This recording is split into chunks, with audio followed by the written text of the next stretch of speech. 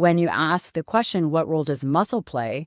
It plays two very important roles in memory and aging. So for people who are listening to this, they're thinking, well, why do I care about healthy muscle? How's that going to prevent dementia or Alzheimer's dementia? Alzheimer's dementia is considered type 3 diabetes of the brain.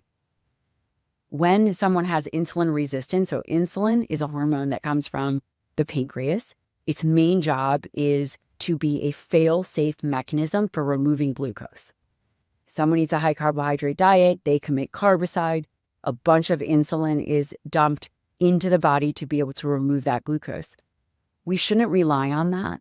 And if we are sedentary and if we have unhealthy muscle becomes insulin resistant, meaning it doesn't see insulin as easy, so we require more.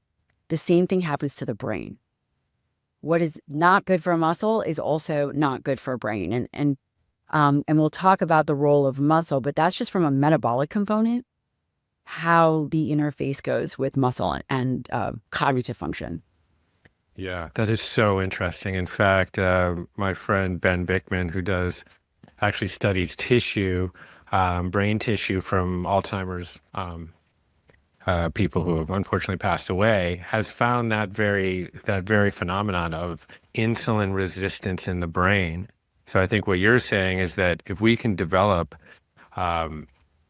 skeletal muscle, we have there an organ that can help us upgrade our metabolic function, so we actually prevent some of that insulin resistance, if I'm understanding that correctly. Yes, absolutely. And it's really the treatment for insulin resistance. And Ben Bickman is a great scientist. He works with a lot of ketones, which I think his work is great. The insulin resistance is a really important component. And you bring up a point that skeletal muscle, this is voluntary control. If you eat a dinner, go for a walk, you are lowering your insulin resistance simply by moving. And that's an important point. So it's a choice.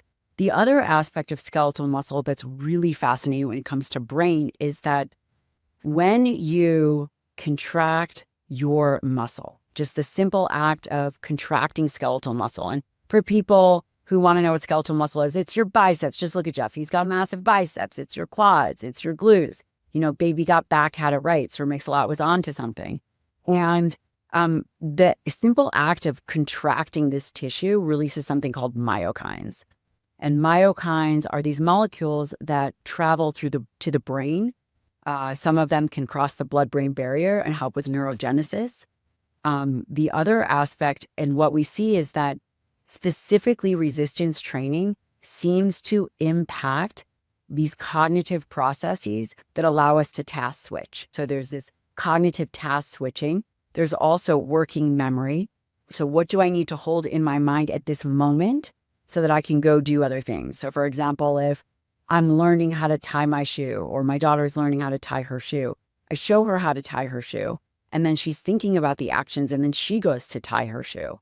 This is all working memory. These things improve with movement.